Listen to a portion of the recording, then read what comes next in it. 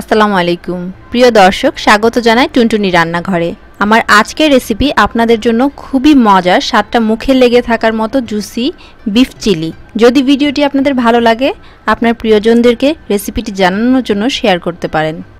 ধন্যবাদ জানাই আমার অডিয়েন্সদের, যারা সাবস্ক্রাইব করে আমাকে সবসময় সাপোর্ট করছেন। আর যারা সাবস্ক্রাইব করেননি এখনও, তাদের অনুরোধ করছি আমার চ্যানেলটি সাবস্ক্রাইব করে পাশের বেল আইকনটি ক্লিক করবেন।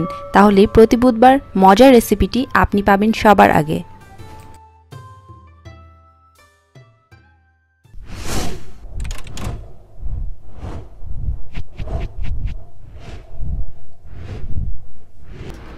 বিফ চিলি তৈরির জন্য আমি এখানে গরুর মাংস নিয়ে নিচ্ছি 500 গ্রাম। এগুলোকে লম্বা করে, পাতলা চিকন করে লম্বা করে কেটে নিয়েছি।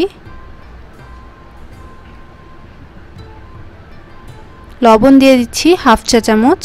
লবণটা অল্প দিচ্ছি কারণ আরও স্টেপে লবণ দেওয়া হবে।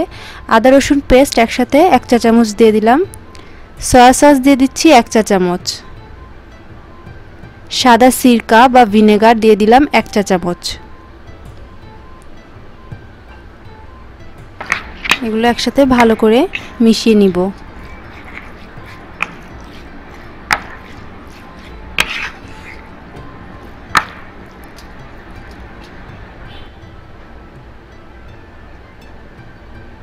এবার চুলায় আস্তে জাল দিয়ে একটু পানি ওঠা পর্যন্ত অপেক্ষা করব।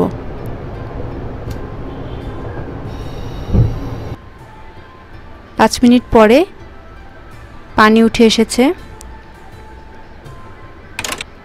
এটাকে নাড়াচাড়া করে শুকিয়ে নিব। আরও বিফের রেসিপি পেতে চাইলে উপরে ডান দিকে আই কার্ডে ক্লিক করুন। এছাড়া ডেসক্রিপশন বক্সে লিংক দেওয়া আছে, এন্ড অফ স্ক্রিনেও পাবেন। পানিটা শুকিয়ে এসেছে। এর মধ্যে আগে থেকে গরম করে রাখা 1 কাপ পানি দিয়ে দিলাম। এটা মাংস ভেদে একটু কম বেশি লাগতে পারে।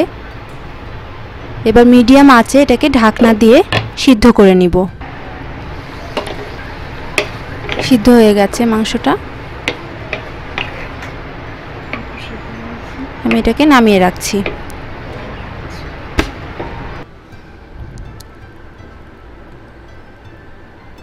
একটা ক্যাপসিকাম নিয়েছি, এটাকে মাঝারি সাইজ করে কিউব করে কেটে নিব। আপনারা আপনাদের যে কোনো পছন্দের রেসিপি আমাদের সাথে শেয়ার করতে পারেন আমাদের ফেসবুক গ্রুপ হোমমেড রেসিপি বিডিতে, এছাড়া ইউটিউব গ্রুপ টুনটুনি রান্নাঘরে। 4টা পেঁয়াজ নিয়ে নিয়েছি, 4 টুকরো করে কেটে নিচ্ছি। এটা মাঝারি সাইজের পেঁয়াজগুলো যেন কিউব আকৃতির হয়, সেজন্য নিচ্ছি 4 টুকরা করে। এভাবে ছাড়িয়ে নিব।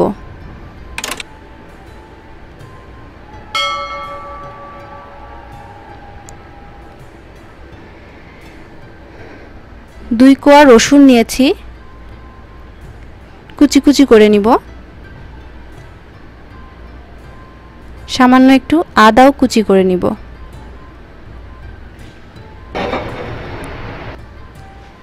এবার চুলায় 2 চা চামচ তেল দিয়ে দিচ্ছি।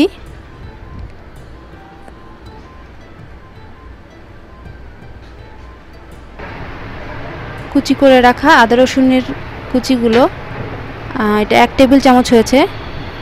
জোরে জাল দিয়ে এটাকে ভেজে নিব হালকা ব্রাউন কালার আসা পর্যন্ত।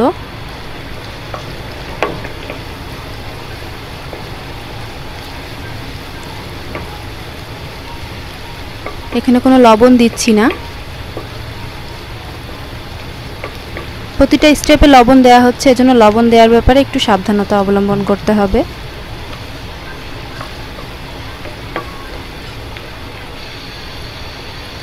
চারটা কাঁচা মরিচ একটু মুখটা চিড়ে রেখেছিলাম, দিয়ে দিচ্ছি।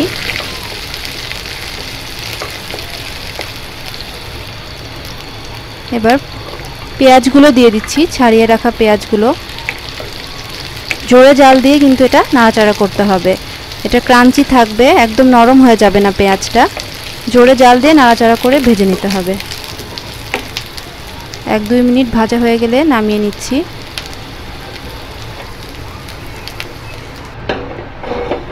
এবার ওই প্যানেই আমি দিয়ে দিচ্ছি ক্যাপসিকামগুলো, আর কোনো এক্সট্রা তেল দিইনি। এটাও জোরে আঁচে ভেজে নিতে হবে। লবণ দিয়ে দিচ্ছি 1/4 চা চামচ। এটা একটু আধা সিদ্ধ হবে, আবার পুড়ে যেন না যায়, যেহেতু জোরে জাল, খেয়াল রাখতে হবে।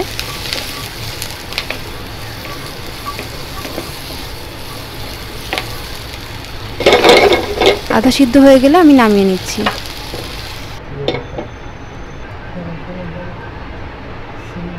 দুই চা চামচ তেল দিয়ে দিলাম।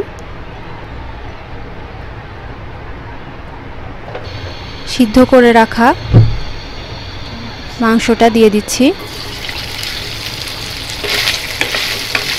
এটা জোরে আছে, এটাকে 2-3 মিনিট ভালোভাবে ভেজে নিব।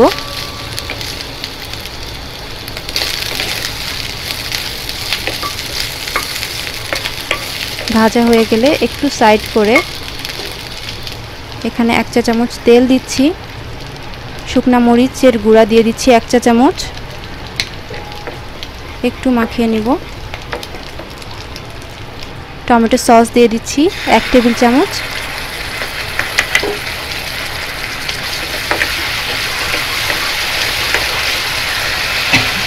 সয়া সস দিচ্ছি 1 টেবিল চামচ।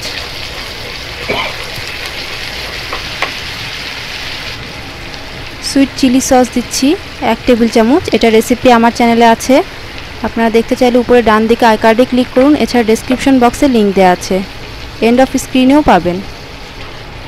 এগুলোকে ভালো করে একটু মিক্সড করে মাংসর সাথে 2-3 মিনিট ভালো করে ভেজে নিতে হবে। আমার রেসিপিগুলো ইনস্টাগ্রামে IGTVতে আসে, আপনারা চাইলে দেখতে পারেন, ডেসক্রিপশন বক্সে লিংক দেওয়া আছে। ভেজে রাখা ক্যাপসিকাম এবং পেঁয়াজগুলো দিয়ে দিচ্ছি।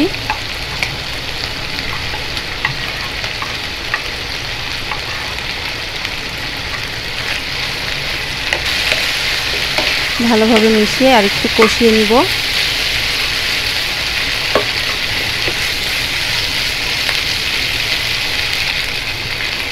দেড় কাপ পানি দিয়ে দিচ্ছি। একটু যে আধা সিদ্ধ করেছিলাম ক্যাপসিকামটা, এটা একটু সিদ্ধ হওয়ার জন্য 1.5 কাপ পরিমাণ পানি দিচ্ছি। আর ঝোলটা একটু শুকিয়ে আসবে। ঝোলটা একটু কমে এসেছে। এখন আমি 1 টেবিল চামচ কর্নফ্লাওয়ারে 1 টেবিল চামচ পানি দিয়ে, নর্মাল পানি দিয়ে গুলিয়ে নিচ্ছি।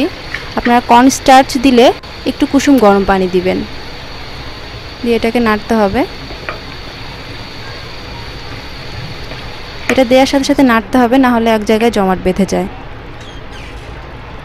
1/2 চা চামচ গোলমরিচের গুঁড়া দিয়ে দিলাম।